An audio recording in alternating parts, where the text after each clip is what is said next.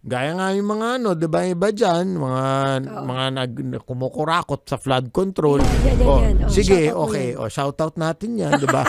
Yung flex yung kayamanan, nakuha nyo paano, 'di ba? Instant, madali. Yeah. Oh. Minsan daw, hinihintay mo pang huwag magising ang iyong asawa para makapag-bike ka sa umaga.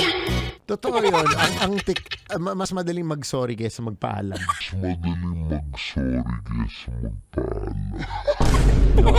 With our line of work, hindi lang tayo. Hindi ako, entertainers tayo, DJs tayo, tawag dito, host tayo.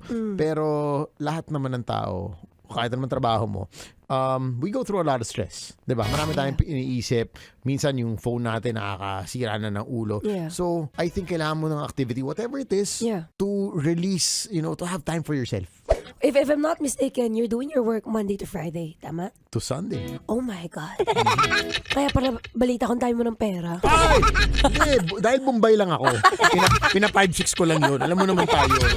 10 a.m. onwards, messages come in, emails start to come in. Yeah. So I try to get my workout done as early as I can. Wow! But yun nga, trust me, by a simple thing like walking even at night, diba? Doing a simple walk, getting your blood circulating, it helps a lot. Yung mga problema na, alam mo yun, it's pulling you down. Sometimes all it takes is a good walk, a good run.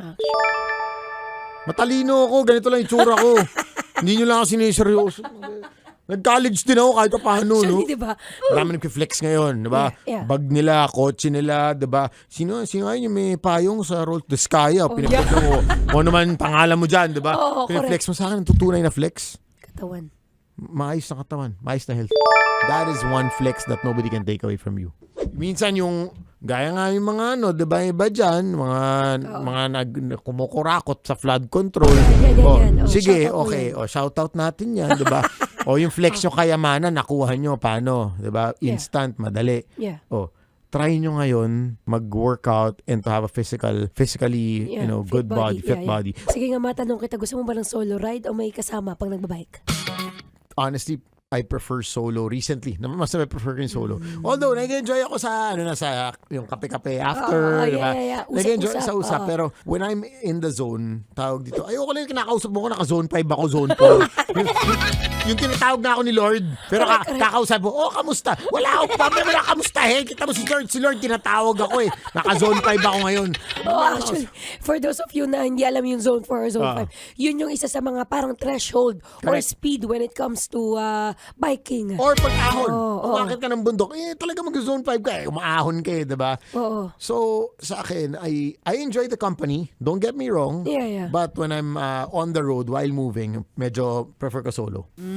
Sarap manood ng radyo, no? Ginawa mo na talagang bisyo ang panonood sa amin, no? Umabot ka na rito eh. Huy!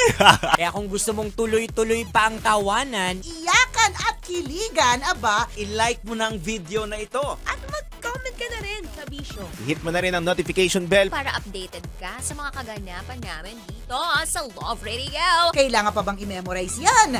Basic.